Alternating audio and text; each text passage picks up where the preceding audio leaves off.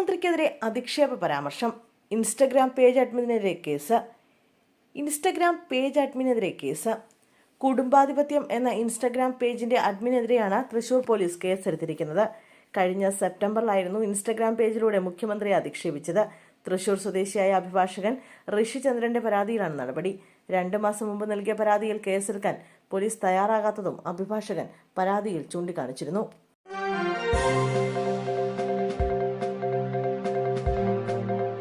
പാലക്കാട് ശ്രീനിവാസൻ വധക്കേസ്, ഒരു പ്രതി കൂടി അറസ്റ്റിൽ.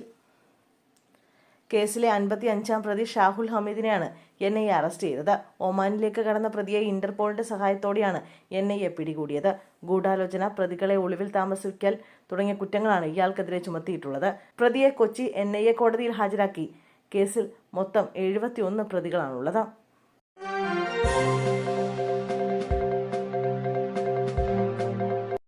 ആലപ്പുഴയിൽ റോഡരികിൽ നിർത്തിയിട്ട കാറിന് തീപിടിച്ചു. ആലപ്പുഴ കായംകുളത്താണ് റോഡരികിൽ നിർത്തിയിട്ട കാറിന് തീപിടിച്ചത്. പെരുവ സ്വദേശി അൻസാറിന്റെ കാറിനാണ് തീപിടിച്ചത്. സംഭവ സമയം കാറിൽ ആരും ഉണ്ടായിരുന്നില്ല. അതിനാൽ വനാപകടം ഒഴിവായി. കായംകുളം ഫയർഫോഴ്സ് എത്തിയാണ് തീയണച്ചത്. ഷോർട്ട് സർക്യൂട്ടാണ് അപകട കാരണമെന്നാണ് നിഗമനം.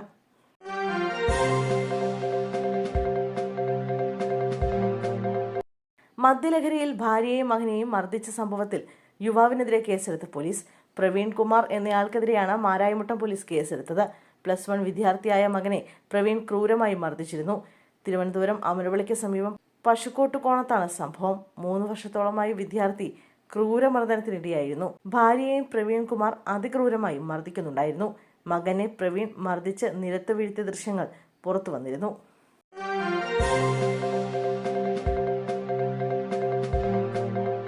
പ്രാദേശിക അവധി പ്രഖ്യാപിച്ചു.